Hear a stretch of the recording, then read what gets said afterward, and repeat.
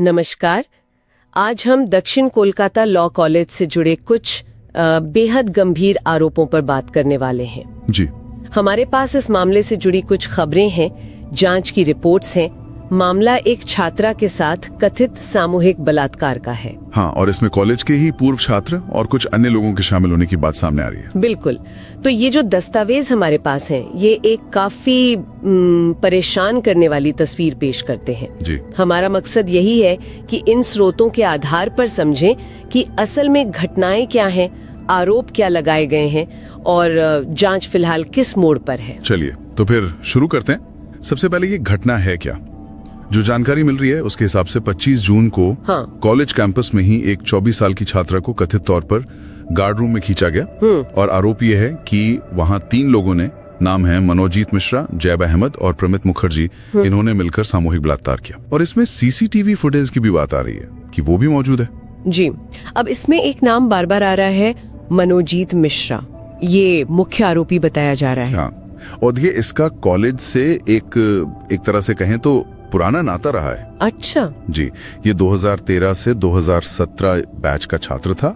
बाद में वहाँ कैजुअल स्टाफ के तौर पर भी काम किया है इसने, और वकील के तौर पर प्रैक्टिस भी कर रहा था।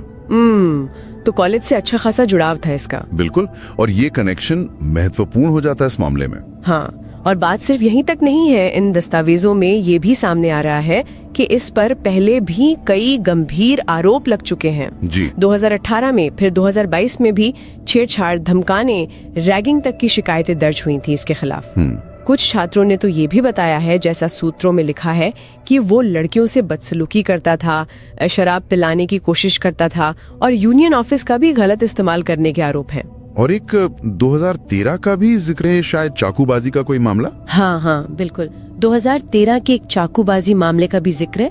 हालांकि उसमें ये कहा गया है कि वो मामला बाद में शायद वापस ले लिया गया था। देखिए, ये जो पैटर्न वाली बात है ना, कि बार बार नाम आ रहा है अलग अलग शिकायतों में, ये काफी अहम लगती है। सही कहा। ऐसा लगता नहीं कि ये कोई एक अकेली अचानक हुई घटना है। कई छात्रों के हवाले से धमकाने, डराने और यहाँ तक कि वीडियो बनाकर ब्लैकमेल करने जैसे संगीन आरोप भी दर्ज हैं स्रोतों में। बाप रे, ब्लैकमेलिंग भी? जी, ऐसा आरोप है। और शायद इसी सब के चलते अब इस पूरे मामले की जांच के लिए एक SIT, मतलब स्पेशल इन्वेस्टिगेशन टीम, बना दी गई है। अच्छा, तो SIT अब जांच कर रही है। क्या कुछ पता लगा है अब तक जांच में? हाँ, तो SIT ने घटनास्थल का मुआयना किया है। वहाँ से फोरेंसिक सबूत इकट्ठे किए गए हैं। जैसे कि एक हॉकी स्टिक मिली है, कुछ कपड़े जब्त किए गए हैं जिन पर खून या सीमेन के धब्बे होने की बात कही जा रही है। और जांच को पुख्ता करने के लिए तीनों आरोपियों और पीड़िता के DNA सैंपल भी लिए गए हैं। ये तो जरूरी है। और कुछ आरोपियों के मोबाइल फोन भी जब्त किए गए हैं, शायद उनसे कुछ और जानकारी मिल सके। और जो मेडिकल रिपोर्ट है उसमें भी बलात्कार और चोटों की पुष्टि हुई है, ऐसा सूत्रों में बताया गया है। ठीक है, लेकिन बात शायद यहीं खत्म नहीं हो रही। इन दस्तावेजों में एक राजनीतिक एंगल का भी जिक्र आ रहा है। हाँ, ये एक और पहलू है। एक छात्रा है अनिंदिता मुखर्जी। उनका आरोप है, जैसा कि इन दस्तावेजों में दर्ज है, कि पुलिस ने FIR लिखते समय मुख्य आरोपी का पूरा नाम नहीं लिखा। अच्छा। हाँ, सिर्फ नाम के पहले अक्षर लिखे, MJP करके। और आरोप यह है कि ऐसा शायद TMC, मतलब तृणमूल कांग्रेस के प्रभाव या दबाव की वजह से किया गया। ये गंभीर आरोप है। हालांकि ये बताना भी जरूरी है कि TMC पार्टी ने इससे इनकार किया है। हाँ, उन्होंने कहा है कि मनोजीत मिश्रा उनका सदस्य नहीं है। जी। और दूसरी तरफ एक और बात है, एक और आरोपी है जैब अहमद। उसके दाखिले को लेकर बीजेपी नेता अशोक देव की सिफारिश की बात भी सामने आई है, ऐसा सूत्रों में कहा गया है। अच्छा, तो दोनों तरफ से राजनीतिक कनेक्शन की बातें आ रही हैं। जी, पर यहाँ ये समझना बहुत जरूरी है कि ये सभी बातें फिलहाल इन दस्तावेजों में दर्ज आरोप या दावे ही हैं।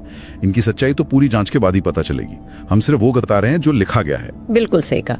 हम किसी भी राजनीतिक दावे की पुष्टि या खंडन नहीं कर रहे, सिर्फ जानकारी दे रहे हैं। तो फिलहाल क्या स्थिति है? फिलहाल ये है कि तीनों मुख्य आरोपी और एक सुरक्षा गार्ड, इन चारों को गिरफ्तार कर लिया गया है। ओके। और जो SIT है उसमें अब सदस्यों की संख्या बढ़ाकर 9 कर दी गई है। तो जांच तेजी से चल रही है। 9 सदस्य? मतलब मामले की गंभीरता को देखते हुए टीम बड़ी की गई है? हाँ, लगता तो यही है। और SIT का ये भी दावा है, जैसा सूत्रों में है, कि ये आरोपी वीडियो बनाकर ब्लैकमेल करते थे। अच्छा, वो ब्लैकमेलिंग वाली बात। जी, और इसी सिलसिले में अब 25 से ज्यादा छात्रों से पूछताछ करने की भी तैयारी है। और कॉलेज की तरफ से कोई एक्शन?